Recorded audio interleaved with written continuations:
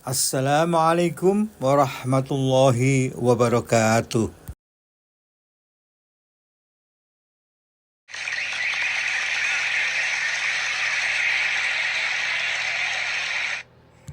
Kalimat-kalimat yang benar dengan tujuan-tujuan yang batil. Saya tanya, ini khianat gak sama Allah? Jawab yang keras, khianat gak sama Allah? Khianat gak sama Rasulullah? Berarti ulama apa? Ulama apa? Ulama apa? Woi masyarakat,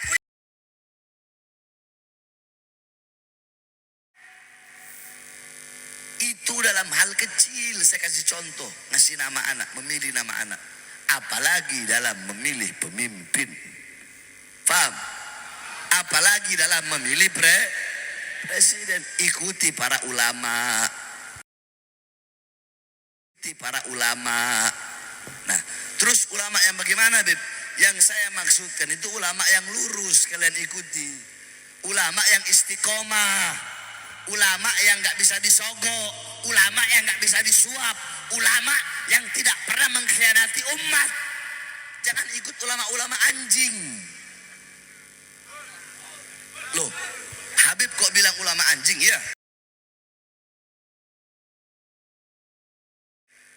Banyak sekarang ini ustadz anjing, kiai anjing, Habib anjing, banyak saudara-saudara. Dan saya bisa kasih dalil. Kenapa saya bilang bahkan bukan anjing, lebih anjing dari anjing. Dan saya bisa kasih dalil. Kenapa saya bilang bahkan bukan anjing, lebih anjing dari anjing. Anjing masih lebih mulia, saudara-saudara. Loh, Habib ngomong begitu. Iya, saya ngomong begitu. Kenapa? Ada yang gak terima? Berarti ulama anjing itu kalau gak terima itu. Ada ustadz, ada kiai, ada habib. Allah kasih anugerah, Allah kasih ilmu. Tetapi alimun alladzi yaj'alu ilmahu tabi'an li ra'yil muluk. Orang berilmu, Allah kasih ilmu, tapi ilmu yang Allah kasih dia jadikan ilmunya untuk mengikuti kemauan para penguasa. Ulama-ulama yang jadi anjing-anjingnya pejabat, ulama-ulama yang jadi penjilat-penjilatnya pejabat, ulama-ulama su yang berdiri depan pintu surga, berdiri depan pintu kekuasaan dengan harapan pangkat, jabatan, tahta, perut, politik, uang, harta, amplop. Ada ulama, ada ustadz, ada kiai, ada habib. Allah kasih anugerah, Allah kasih ilmu. Tetapi alimun alladzi yaj'alu ilmahu tabi'an li ra'yil muluk. Orang berilmu, Allah kasih ilmu, tapi ilmu yang Allah kasih dia jadikan ilmunya untuk mengikuti kemauan para penguasa. Ulama-ulama yang jadi anjing-anjingnya pejabat, ulama-ulama yang jadi penjilat-penjilatnya pejabat, ulama-ulama su yang berdiri depan pintu surga, berdiri depan pintu kekuasaan dengan harapan pangkat, jabatan, tahta, perut, politik, uang, harta, amplop.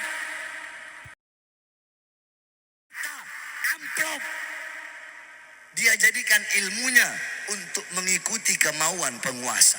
Contoh, penguasa mau ini perkara halal, bagaimana caranya jadi haram. Nanti di penguasa, di pejabat bilang sama ini ulama, Ustadz, kiai, habib, coba ini bagaimana caranya yang halal jadi haram. Oh siap. Ini ulama bakal cari-cari dalil gimana caranya yang halal jadi haram. Ustadz, kiai, habib, ini hal haram. Coba deh, gimana caranya biar jadi halal? Ini ulama bakal cari-cari dalil bagaimana caranya ini perkara haram jadi halal. Nanti adalah alasan limaslahatil ummah, untuk maslahat umat. Banyak udah alasannya. Kalimatul haq uridu bihal batil. Kalimatnya benar, bawa ayat, bawa hadis, bawa kaidah usul fikih, bawa istinbat hukum. Tapi kalimat-kalimat yang benar dengan tujuan-tujuan yang batil. Saya tanya, ini khianat gak sama Allah? Jawab yang keras, khianat gak sama Allah? Khianat gak sama Rasulullah? Berarti ulama apa? Ulama apa? Ulama apa? Woi masyarakat Kuningan, berarti ulama apa? Bukan anjing, lebih anjing dari anjing udah dibilangin.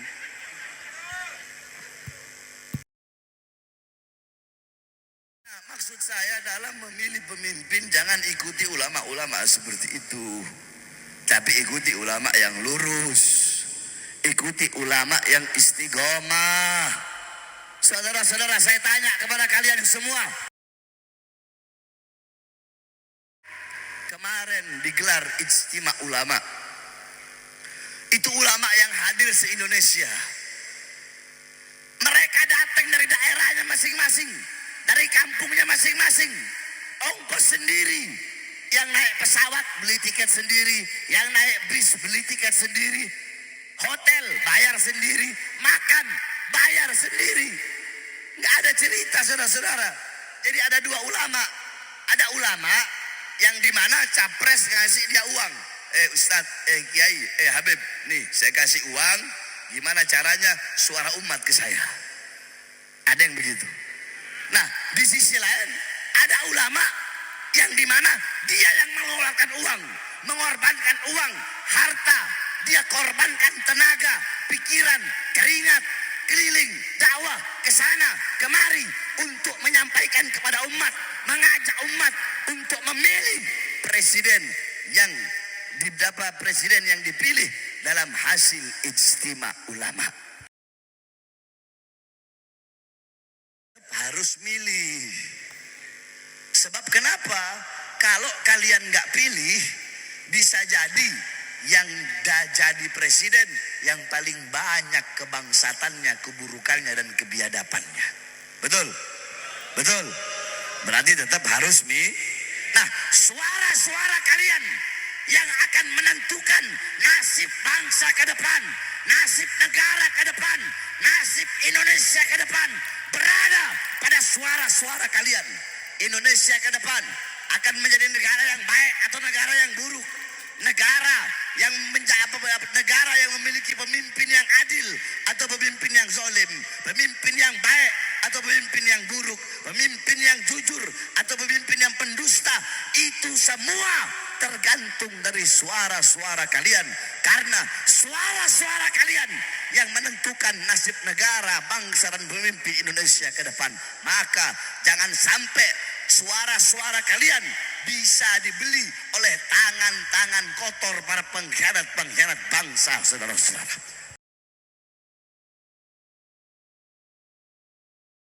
Kemarin telah ditentukan dalam ijtima ulama bahwasanya beliau-beliau telah menyetujui, telah mengeluarkan bahwasanya capres yang dipilih oleh umat Islam, capres yang dikeluarkan dalam ijtima ulama adalah Anies Baswedan dan Muhaimin Iskandar, saudara-saudara.